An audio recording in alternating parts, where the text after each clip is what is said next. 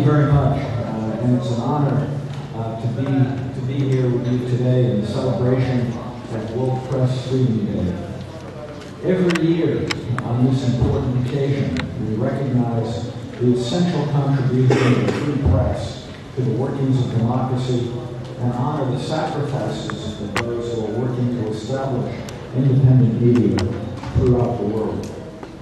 Tomorrow, May 3rd, was proclaimed World Press Freedom Day by the UN General Assembly in 1993 for two principal reasons. First, to raise awareness of the importance of the free press. And second, to remind governments around the world about their duties under the Universal Declaration of Human Rights to respect and uphold the right to freedom of expression. In the United States and elsewhere, democracies have learned that independent media not only inform and educate the public, but also help hold authorities accountable for their actions. The press gives us a trained set of eyes and ears that can identify problems in ways that ordinary citizens often cannot.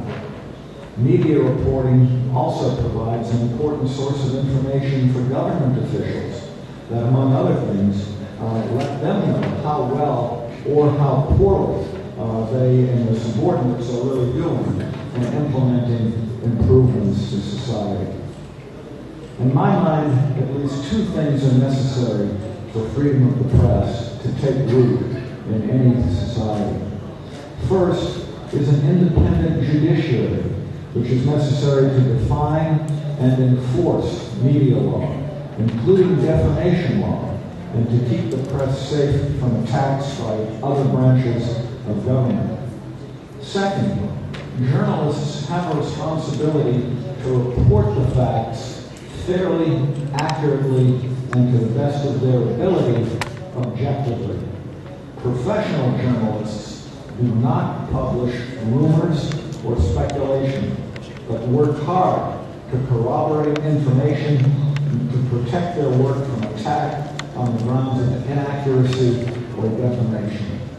They've learned that with freedom comes responsibility. In my mind, there's work to be done in Azerbaijan on both accounts.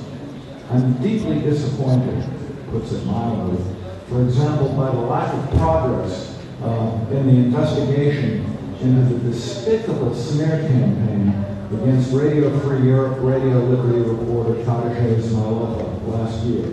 And I note the release of a new video this year intending to intimidate him. Yafez Hassanov, another Radio Free Europe, Radio Liberty journalist, has also endured severe harassment reportedly from Nakhichevan authorities related to his report. On the other hand, even while we see the concept of defamation abused to intimidate journalists who perform their essential function of holding governments accountable, too many newspapers and blogs in Azerbaijan across the whole political spectrum too often print rumors and speculation as fact that are totally untrue. I'll give you one example of facts being totally misstated. A small example that happened yesterday. It was reported on two media sites that I was called back for urgent consultations in the United States. Well, here I am. And well, one of you can touch me. It really is me that's here. Now, that's not a huge deal.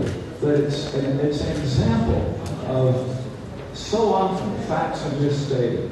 And it's happened in my case with respect to allegations of things that I've said that just oftentimes just are not true. And it happens again across the whole political spectrum.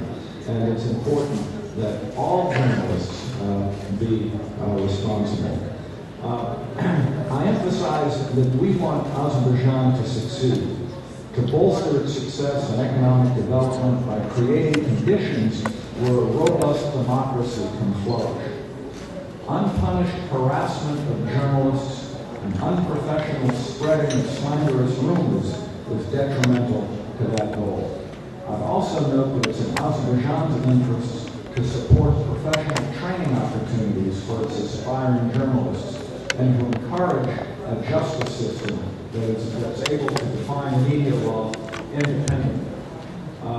So I want to reaffirm our commitment to media freedom in Azerbaijan, and our embassy will continue to work in partnership with the government of Azerbaijan, civil society, and members of the media to promote a media environment that's ethical, professional, and free. History has shown us time and again that our countries owe their fundamental stability to freedom of expression.